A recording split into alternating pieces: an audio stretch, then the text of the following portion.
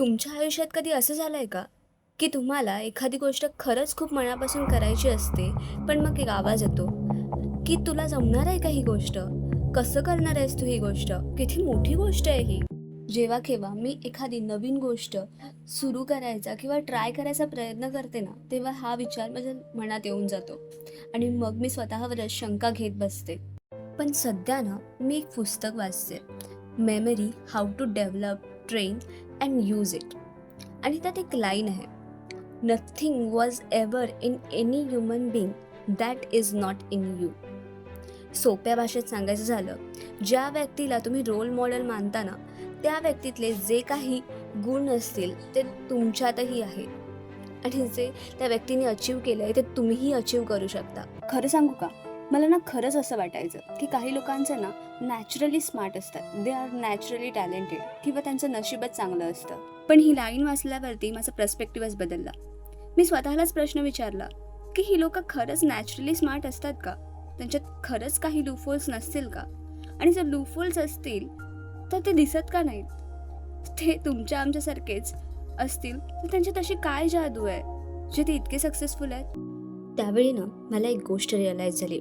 जर doctor APJ Abdul कलामांनी त्यांच्या गरिबीचं कारण देऊन त्यावेळेस गिवअप केलं असतं, तर ते आज डॉक्टर APJ अब्दुल कलाम कधी म्हणलेच नसते.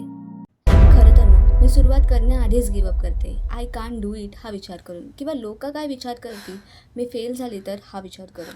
बट ॲक्च्युली सक्सेसफुल लोक त्यांच्या गोल अचीव करण्यावरती फोकस करतात, तो गोल कसा अचीव करावा ह्यावरती फोकस करतात.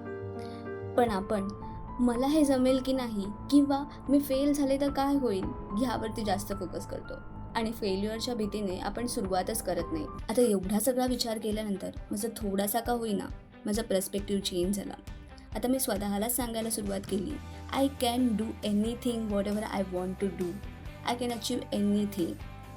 आणि फक्त मला थोड्याशा प्रयत्नांची गरज आहे, थोड्याशा मेहनतीची गरज आहे आणि महत्त्वाचं म्हणजे मला फक्त सुरुवात करायची गरज आहे. खरं सांगू का, तशी अजूनही मला थोडीशी भीती वाटतेच, पण प्रयत्न करायला काय हरकत आहे? सुरुवात करायला काय हरकत आहे? जर फेल झालो तर पुन्हा एकदा प्रयत्न करू, पण पहिल्याच प्रयत्नात यश भेटलं तर लाईफ टाईम रिग्रेट करत बसू की मी प्रयत्नच केले नाही.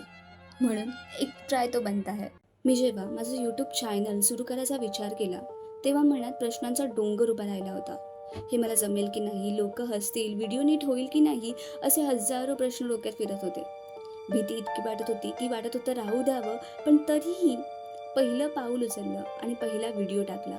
पहिला व्हिडिओ गेला तेव्हा थोडा धीर आला. दुसरा व्हिडिओ टाकला तेव्हा जाणवलं की हळूहळू का होईना आत्मविश्वास वाढतोय.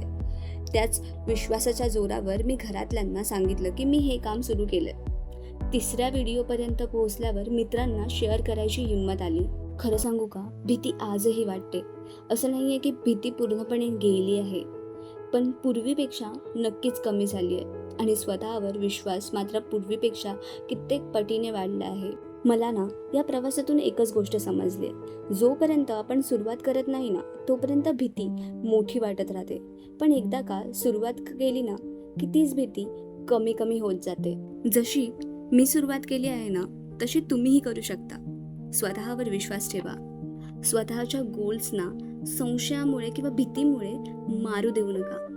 नेहमी लक्षात ठेवा, जे कोणा एकाला शक्य आहे ते मलाही शक्य आहे.